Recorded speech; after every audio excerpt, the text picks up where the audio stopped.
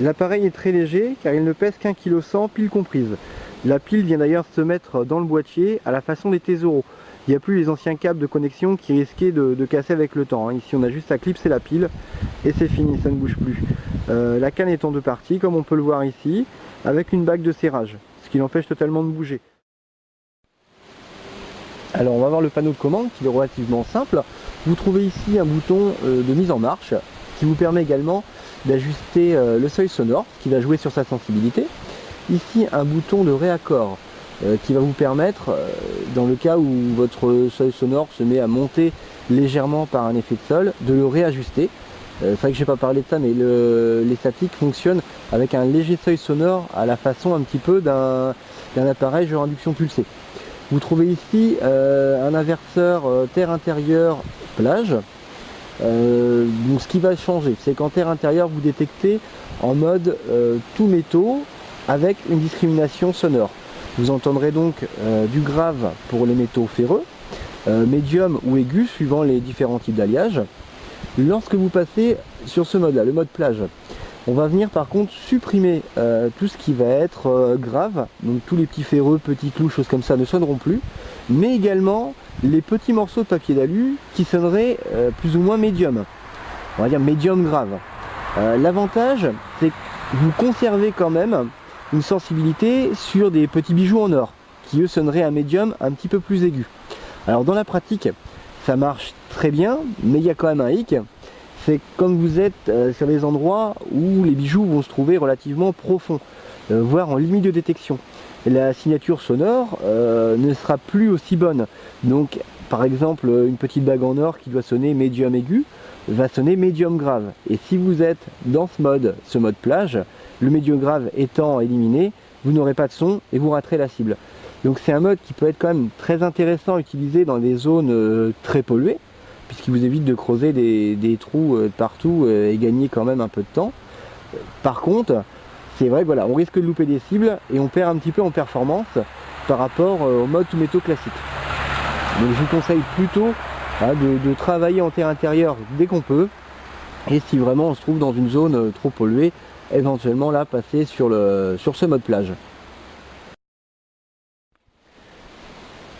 Alors la tête utilisée sur ce détecteur est une tête de type concentrique.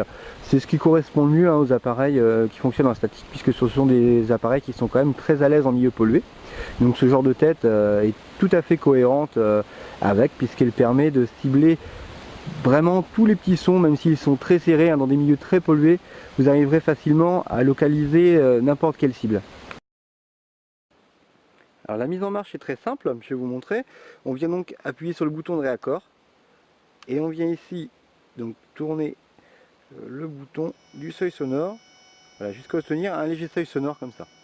On relâche et après c'est parti, on peut détecter. Alors voici différentes sonorités obtenues suivant les différents alliages ferreux ou non ferreux qu'on va trouver. Donc ça va être très facile à reconnaître pour identifier. Là, par exemple j'ai pris une pointe. Donc vous voyez, le son est très grave. Ici une pièce par exemple d'1 €. Un son beaucoup plus aigu. Donc nous on va surtout s'attacher au son médium et aigu. Comme je vous le disais tout à l'heure, par contre si je passe en mode plage, voilà comme ça, là je vais supprimer les sons ferreux. C'est-à-dire que là, mon clou ne va plus sonner, alors que les médiums et les aigus vont encore sonner. Point de vue sélectivité, vous pourrez voir là, si je colle le clou dessus, je mets même le clou en premier, ça pose aucun problème. C'est le gros avantage des statiques, en fait, il y a un masquage ferreux qui est très réduit. Point de vue des performances, cet appareil va se rapprocher des garrettes ACE 150-250, c'est-à-dire qu'on va prendre un Napoléon III en terre, Napoléon III 10 centimes comme référence, à une distance de 20, 23, 25 cm suivant les types de sol, suivant la minéralisation du sol. C'est donc un appareil tout public.